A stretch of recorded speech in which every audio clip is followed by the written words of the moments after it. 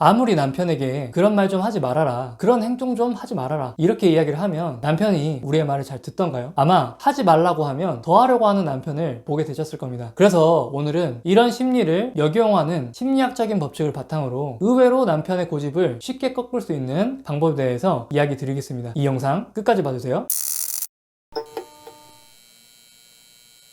우리는 먼저 청개구리 심보를 가지고 있는 남편에 대해서 이해할 수 있어야 합니다. 아마 내 남편만 유난히 청개구리 심보를 가지고 있다 라고 생각하실 수도 있을 거예요. 하지만 이런 심리는 인간이라면 누구나 가지고 있는 것으로 심리학에서는 밝혀져 있습니다. 리액턴스 효과라고도 하고 칼리굴라 효과라고도 부릅니다. 이처럼 인간은 누군가 뭔가 하지 말라고 하고 제안하는 경우에 그 금지된 행동을 나도 모르게 더 매력적으로 느끼고 시도하고 싶어 합니다. 이런 인간의 심리 때문에 어쩌면 우리는 우리 스스로 남편의 고집을 강하게 만들어주고 있었을지도 모릅니다. 왜냐하면 남편에게 문제 행동을 하지 말라고 이야기를 하는 순간 오히려 남편이 그 문제 행동에 대해서 더 매력적으로 느끼고 더 열렬히 하고 싶어 했을 가능성이 높기 때문입니다. 그래서 우리는 오히려 남편을 잘 다루려면 이런 심리를 역용할 필요가 있습니다. 심리학적으로 입증된 방법들 중에 3가지를 오늘 소개하도록 하겠습니다. 첫 번째로는 오히려 남편의 문제 행동을 일부러 더 하게끔 유도해 볼 수 있습니다. 이게 도대체 무슨 소리냐 할 수 있겠지만 심리학에서는 역설적 의도라고 불리는 기법입니다. 실제로 불면증에 시달리는 환자들은 잠을 자지 못해서 스트레스를 정말 많이 받습니다. 그래서 잠을 잘 때가 되면 무조건 잘 자야 된다 라는 생각 때문에 잠에 더 들지 못하는 경우가 많은데요. 이런 경우 일부러 잠을 자지 말라고 노력하라고 조언을 하는 경우가 있습니다. 그런데 오히려 잠을 안 자도 된다고 하니 마음이 편안해져서 금방 잠에 드는 경우가 생기게 되는 거죠. 마찬가지로 만약 남편이 게임을 너무 오랫동안 한다면 어떨까요? 그만하라고 해도 더 하고 싶은 마음이 생깁니다. 게임, 술, 담배 이런 것들은 단기간에 끊을 수 있는 것들도 아닐 거고요. 그러니 이런 문제들은 마음의 여유를 가지고 장기적인 시각에서 접근하는 게 좋습니다. 차라리 하고 싶은 만큼 충분히 게임을 해라 이런 태도를 보여주시는 게 더 나을 수도 있는 거죠. 남편에게 하지 말라고 이야기했을 때보다 오히려 더 열심히 하라고 부추길 때 남편이 게임을 더 빨리 지루해할 수도 있는 거니까요. 게임하려는 고집을 꺾으려면 게임이 지루하게 만들어야지 우리가 금지시켜서 더 하고 싶게 만들지 않는 게 장기적으로는 훨씬 더 효과적입니다. 두 번째로는 남편에게 책임감을 만들어주는 방법입니다. 많은 사람들이 사업을 하면 직장을 다니는 것보다 돈을 더 많이 벌 수 있다는 것을 알고는 있습니다. 하지만 쉽게 시작하지는 못하죠. 그 이유는 책임감 때문입니다. 사업은 모든 책임이 자신에게 있기 때문입니다. 돈을 많이 벌 수도 있지만 실패하게 된다면 그 책임은 모두 자기에게 주어지기 때문이죠. 반면에 회사를 다닌다면 상사가 짓궂게 하고 과도한 업무가 있어서 괴롭긴 할 거예요. 하지만 따박따박 돈이 나오니 어느 정도 책임감에서 자유로워질 수 있죠. 월급에 대한 책임은 회사가 지니까요. 마찬가지로 우리가 남편에게 뭘 하지 말라고 하는 순간 우리는 남편에게 줘야 될 책임감을 우리 스스로가 떠안는 경우가 생깁니다. 너가 하도 하지 말라고 하니까 난 더 해야겠어. 너 때문에 그래서 자제하려고 하는 게 지금 이 정도야 라고 하면서 남편은 책임 회피를 해버리는 거죠. 그러면 그 대신 스스로 선택하고 결정할 수 있는 자유를 줘버린다면 어떨까요? 그들이 하는 행동에 대한 책임은 이제 그들 본인에게 있다 보니 스스로의 행동을 돌아볼 수 있는 기회가 많이 생깁니다. 예를 들어서 예전에는 남편의 취미 활동에 우리가 계속 돈을 많이 못 쓰게 하고 통제하고 있었다면 이제는 스스로 선택할 수 있게 이렇게 말을 해볼 수 있을 겁니다. 이제 나도 당신의 취미를 인정할게. 이번에 오토바이 사고 싶다고 하는데 돈이 많이 들어가긴 할 것 같아. 뭐 어쩔 수 없지. 내가 너무 아이들 교육 때문에 학원을 보내거나 애들이 먹고 싶어 하는 걸 많이 사줘야 한다는 생각 때문에 당신의 취미에 대해서 지금까지 인정해주지 못한 것 같아. 당신도 이제 즐기면서 살아. 내가 아이들 학원이나 외식 같은 건 어떻게 해서든지 줄여보도록 할게 라고 말이죠. 남편은 자신이 오토바이를 사면 아이들이 학원을 못 다니고 먹고 싶은 것을 제때 못 먹을 수 있다는 것에 대한 책임감과 부담감이 생기게 됩니다. 스스로의 행동에 대해서 돌아볼 확률이 훨씬 더 올라갈 거예요. 세 번째로는 습관의 고리를 끊는 겁니다. 다들 아시겠지만 우리의 모든 습관은 신호, 행동, 보상이라는 사이클로 이루어져 있습니다. 예를 들어서 설명해 드릴게요. 우리가 식사를 하게 될 때에는 배고프다는 몸에 신호가 먼저 오게 됩니다. 그리고 나도 모르게 음식을 찾고 먹는 행동이란 걸 하게 되죠. 그러면 배가 부르고 만족감을 느끼는 보상이 따라오게 됩니다. 습관은 이런 신호, 행동, 보상이라는 구조를 가지고 있죠. 그런데 이걸 깨려면 어떻게 해야 될까요? 예를 들어 다이어트를 해야 된다면 말이죠. 배가 고프다는 신호가 오더라도 의식적으로 다른 패턴의 행동을 해야 합니다. 물을 마시면서 버티거나 식이섬유가 많은 채소만 섭취한다거나 이렇게 말이죠. 만약 우리가 그렇게 패턴을 끊으려는 노력을 하지 않으면 어떨까요? 계속 우리는 습관처럼 밥을 먹게 되고 다이어트는 실패하게 되는 거죠. 마찬가지로 남편과의 관계에서도 우리가 모르는 비슷한 습관과 패턴이 일어나고 있을 가능성이 매우 높습니다. 그리고 우리가 남편을 잘 다루려면 항상 무의식적으로 일어났던 패턴을 잘 끊어내야 할 필요가 있어요. 예를 들어서 남편과 언쟁이 있게 되면 남편의 말이 거칠어지고 언성이 높아지는 경우가 있을 겁니다. 이 경우 우리도 남편을 비난하고 라고 쏘아붙일 수 있을 거예요. 이때 남편은 아예 소리를 지르면서 자리를 박차고 나가버릴 수 있을 겁니다. 이 경우 남편은 매번 다툼이 일어날 때마다 소리를 지르고 나가버리는 행동을 반복하고 있을 거예요. 아무리 제발 그렇게 하지 말라라고 해도 소용이 없었을 겁니다. 왜냐하면 아내와 싸운다는 신호가 있을 때 소리를 지르고 나가버리는 행동을 하면 다툼을 회피할 수 있는 보상이 남편에게 제공되기 때문입니다. 이건 남편의 습관이 되고 남편과 우리는 계속 같은 패턴으로 싸우는 거죠. 그렇다면 우리가 남편의 이런 습관을 바꾸려면 남편이 거칠게 말하고 언성이 높아지는 경우에 다른 반응을 보여줘야 합니다. 일단 진정하고 싸우고 싶지는 않으니까 잠깐 쉬었다가 한 15분 뒤에 이야기 다시 하자 라고 말이죠. 이런 경우 남편은 자신의 행동이 예상했던 보상으로 연결되지 않다 보니 당황하게 될 거예요. 그리고 자신의 행동을 다시 돌아볼 수밖에 없게 됩니다. 다른 방식으로 갈등을 해결할 수 있는 방법을 찾을 겁니다. 이렇게 습관의 고리를 끊을 수 있는 거죠. 자, 어떠셨나요? 여기까지 남편의 청개구리 심보를 역용해서 남편을 잘 다룰 수 있는 심리학적인 방법들에 대해서 이야기 나눠봤습니다. 물론 이런 방법들이 절대 100%다 통하진 않을 겁니다. 한 번에 남편의 문제 행동을 바꿔야겠다 이런 마음보다는 장기적인 시각으로 접근을 해야 가능한 부분들이 많을 거예요. 하지만 남편에게 이런 방법들이 전혀 통하지 않는다 라고 하더라도 시도해볼 만한 가치는 충분히 있을 거라고 생각합니다. 왜냐하면 최소한 우리가 이제부터는 남편의 그 고쳐지지 않은 고집을 어떻게든 꺾기 위해서 화내고 소리 지르고 애원하고 이혼 얘기를 꺼내면서까지 애쓰는 일들은 없어질 것이기 때문입니다. 우리 스스로의 마음이 편해지고 심리적인 갑이 충분히 되실 수 있을 거예요. 믿져야 본전이라고 생각하시고 한번 꾸준히 적용해 보시면 좋을 것 같습니다. 분명 생각보다 남편이 내 말을 잘 듣는구나 라는 걸 알게 되실 거라고 생각합니다.